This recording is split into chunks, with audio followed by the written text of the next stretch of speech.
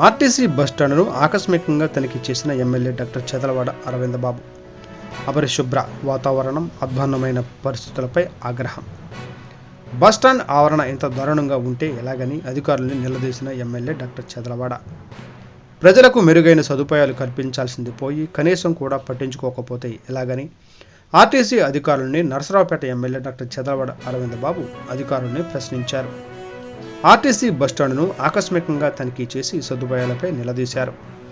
ఇటీవల కురిసిన వర్షాలకు నీరు, బురద బస్టాండ్ ఆవరణలో నిలిచిపోవడంతో దుర్వాసన కారణంగా ప్రయాణికులు అవస్థలు పడుతుంటే ఏం చేస్తున్నారన్నారు. ఇప్పటికే 4 సార్లు బస్టాండ్ పరిశీలించానని, అయినా పరిస్థితులు మారకపోతే ఎలాగని ప్రశ్నించారు.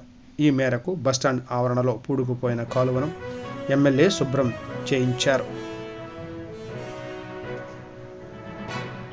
తప్పనిసరిగా ఆర్టీసీ బస్టాండ్ని ఇవాళ దీన్ని రెనోవేట్ చేసుకోవాలి. మరి ఎప్పటి నుంచో కూడా పల్నాడు ప్రాంతం కానీ రాయలసీమ ప్రాంతం నుంచి కూడా ఎన్నో బస్సులు ఇటు వస్తుంటాయి.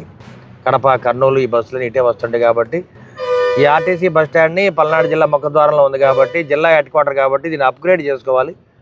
మరి దీని మీద మరి డిఎం కానీ ఆర్ఎం కానీ కూడా చెప్పడం జరిగింది. ఎస్టిమేషన్ వేస్తే తప్పనిసరిగా ఆర్టీసీ బస్టాండ్ పాతదాన్ని పడేసి కొత్తది కడదాము. అదేవిధంగా గ్యారేజ్ ఇవన్నీ కూడా దగ్గరుండి మరి కొత్త బిల్డింగ్ కడతామని చెప్పి చంద్రబాబు నాయుడు గారు చెప్పడం జరిగింది. మరి ఈ కార్యక్రమంలో మరి ఆర్టీసీ మినిట్ గారిని కూడా కలవడం జరిగింది. తప్పనిసరిగా ఏదైతే వైసీపీ ప్రభుత్వాల వ్యవస్థలని పాడైపోయినాయి, ఆ వ్యవస్థలని దగ్గరుండి రాత్రి మగళ్ళు కష్టపడతాం, బాగు చేస్తాం. ప్రజలకు అందుబాటులో తేవడానికి మీ ఎమ్మెల్యే అరవింద్ బాబు ఎప్పుడూ అందుబాటులో ఉంటాడని చెప్పి మీడియా ముఖం తెలియజేస్తున్నాము. అదేవిధంగా మీడియా సోదరులకు కూడా ఒకటే నేను హెచ్చరించేది, ఎక్కడైతే సమస్యలు ఉన్నాయో, ఎక్కడైతే ఇబ్బందులు ఉన్నాయో వాటిని వెలికి తీయండి. మీరు కూడా స్పందించండి. మీతో పాటు నేను కూడా స్పందిస్తాను. దాని పరిష్కారం కలగజేద్దాం. Sir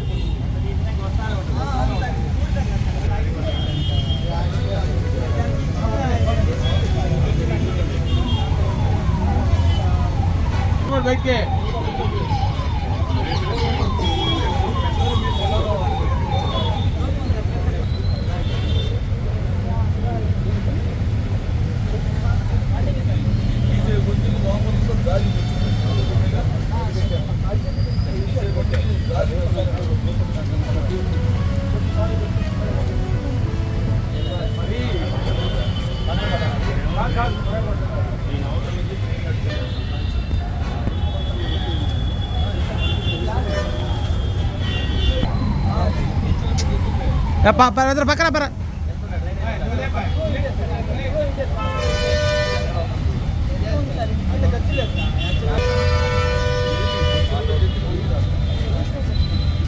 sir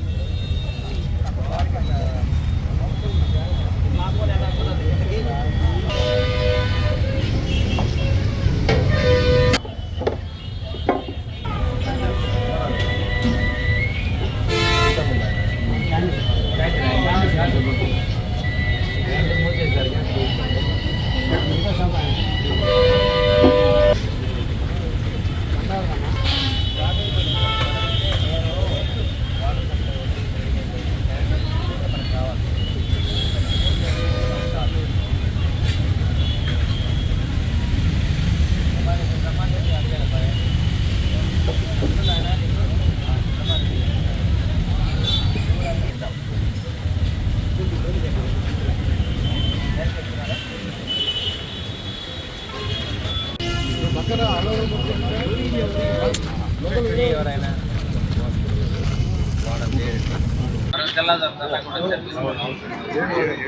తీసుకెళ్ళిపోవాలి. పెట్టుకో